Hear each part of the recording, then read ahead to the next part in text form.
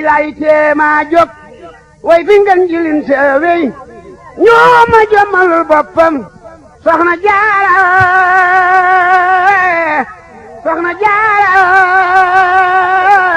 Sokhna Mariama Bousso dite Mame Diarra naquit en l'an 1250 de l'Hégire, fille de Serigne Mouhamadou Bousso et de Sokhna Asta Walo Mbacké. Sokhna Diarra descend de par son père de Hassan, petit-fils du prophète, paix et salut sur lui. Sa mère, Sokhna Asta Walo, qui vécut 138 ans, enseignait le Saint-Coran. On raconte à son sujet qu'elle récitait depuis l'âge de 30 ans chaque nuit tout le Saint-Coran en 8 rakas. Élevée par ses deux parents, Mame Diarra restitua à 10 ans oralement et par écrit le Coran. À 19 ans, elle termina l'étude des sciences religieuses comme la théologie et la jurisprudence et fit à 20 ans ses premiers pas sur le dur soufisme. Avec l'aide de Dieu, elle franchit la dernière étape symbolisée par l'âme parfaite Nafsun Kamil. Éduquée dans cette atmosphère de piété et de spiritualité, Sokhna Mariama fit de la prière, du jeûne, des dons pieux et du travail son viatique. En tout temps et en tout lieu, elle obtempérait aux prescriptions divines, source de bénédictions et de félicité,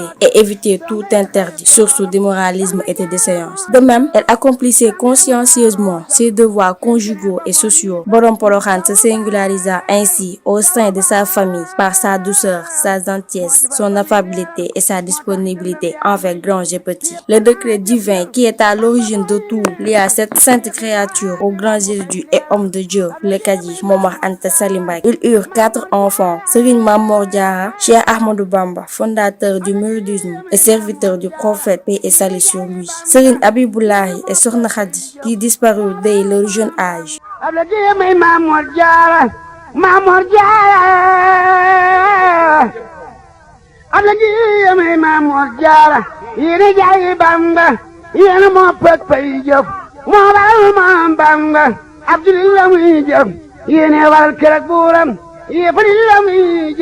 yéene wal keroog dooram moo tax ab julit war nay jëf te boole koog yéene loola mooy ngir ma dee leen jëf te boole koog yéene. La géographie de Serigne Mame Mor Diarra, dit Borom Sam, qui priait 100 rakas la nuit, suffit comme preuve de la dimension exceptionnelle de Sokhna Diarra et de son illustre fils, Cheikh Ahmadou Bamba, à qui il finit par faire acte d'allégeance et dont était pourtant le frère aîné. Certains biographes de Mame Diarra soutiennent que c'est son père, Serigne Mouhamadou Bousso, qui sut dans un songe que Sokhna Diarra naîtra le pôle de tous les temps. Il donna alors la main de sa fille au Kadi, Serigne Momar Anta, réputé pour sa probité morale et sa piété. Cependant, d'autres soutiennent que c'est Sokhna Anta Ndiaye Mbacké, mère de Serigne Gawane, qui conseilla à Serigne Momar Anta, son époux, de prendre pour deuxième épouse Sokhna Mariama Bousso, eu égard à ses nombreuses qualités. La célèbre anecdote selon laquelle elle passa une nuit entière sous la pluie, attendant jusqu'aux premières lueurs de l'aube, l'ordre d'abandonner le plan de clôture que son époux lui avait demandé de tenir, est restée vivace dans nos esprits. Kër ba mu teeloon maa moor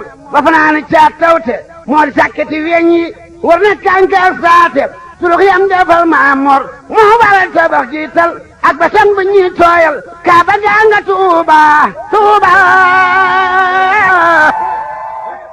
De même, la majeure partie de ses contemporains certifia que Sokhna Mariama Bousso ne demandait jamais à son époux de l'argent pour la subsistance de la famille. Elle se débrouillait en cas de difficulté, selon ses propres moyens, pour assurer les repas quotidiens, parce qu'elle a l'intime conviction que l'empereur des sacrifices consentis dépendront la grandeur et la bénédiction de sa progéniture. Serigne Moussa Ka raconte qu'un jour, elle est allée même jusqu'à mettre ses bracelets en gaz auprès de la femme qui lui fournissait du lait caillé. Elle s'était fait un devoir de servir quotidiennement à son époux.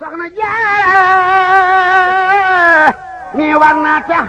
jigéen dafa xaadam moom ki nangu woon xaadam te si gël kalmaaram Sokhna Jaara mi war naa tax jigéen nangu sëriñam boole cem du kat ak xel si dee mu di yaaram Sokhna Jaara mi war naa tax jigéen sanal góoram yekk say takkaay di ko jox jigéen mu di yaaram Sokhna Jaara mi li mu am sax jigéen mënu koo jëf waaye nangu ak yéene daana dolli pay kuy jëf. Sokhna Diarra détenait par-dessus de tout une force spirituelle spirituelle rare chez une femme, force qui lui permit de percevoir très tôt et de taire les miracles qui se manifestaient en la personne de son fils, Cheikh Ahmadou Bamba Khadim Rassoul. Elle fit même tout pour les cacher à son entourage et ne finit par s'en ouvrir sur son insistance qu'à son oncle Tafsir Mbacké Ndoumbé, qui avait perçu chez son jeune neveu des signes et des dons exceptionnels. Le surnom de Diaratoulaye, voisine de Dieu, qui donnera le diminutif Mame Diarra, qui lui valut ses nombreuses qualités spirituelles et humaines, est attribué à juste titre à cette vertueuse créature qui vécut et se complut sa vie durant dans l'entretien des relations conviviales et chaleureuses avec tout son entourage. Assurément, Sokhna Diarra mérite tous les égards et hommages qui lui rendirent hommes et femmes de plusieurs races et ethnies, de tout horizon et surtout ceux des poètes comme Serigne Moussa Ka et Serigne Mbaye Diakhaté. Le premier lui lance cet éloge: tu étais l'épouse modèle quand les autres étaient source de soucis. Ô championne, tu triomphas dans l'arène où exultaient les fils de différentes épouses dites vertueuses. C'est pourquoi leurs fils se font domestiques alors que le tien se tient lui sur un piédestal. Sur la même lancée, Serigne Moussa renchérit: tu fis ce que nul ne fit ni ne peut. C'est pourquoi nul n'aura après toi une telle récompense. Soxna Jaara bu Giyen kon mi neefi tey duñu beew waayi nga te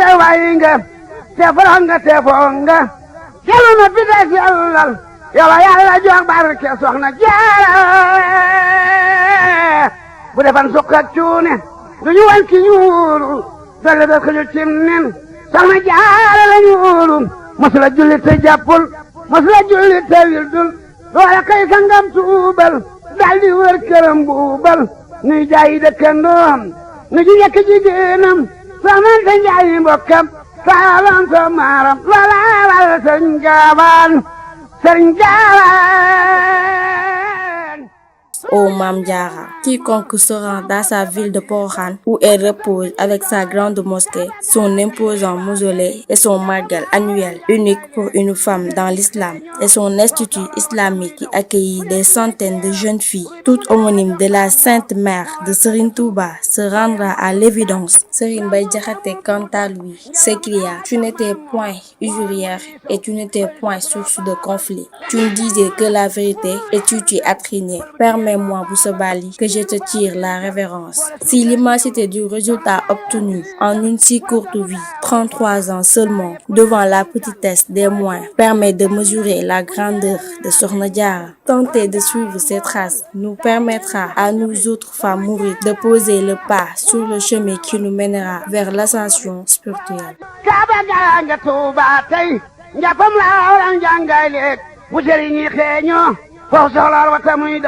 ku nekk ngay teeral ruy ba mu daa jox Maam Moor moo waral kabe suukar koog ya moo di sun kaas yi ndax nguur daa mu puutar njalla mu daa jox Maam Moor moo waral mu rii sow koy sootu doo baabal Soxna Jaara moo jar bew fal bu ciyeen doo baabal ñeenu fa ab liitar boole suukar ak meew noonu soxna saa yorab tiitar wal ga mu daawal moo tax daal yëpp naa kunkang boole kunkang ak kàndang bu njëlee ñu naa biñ bang walam gaa waral mboolem daariiru juxur juxi Soxna Jaara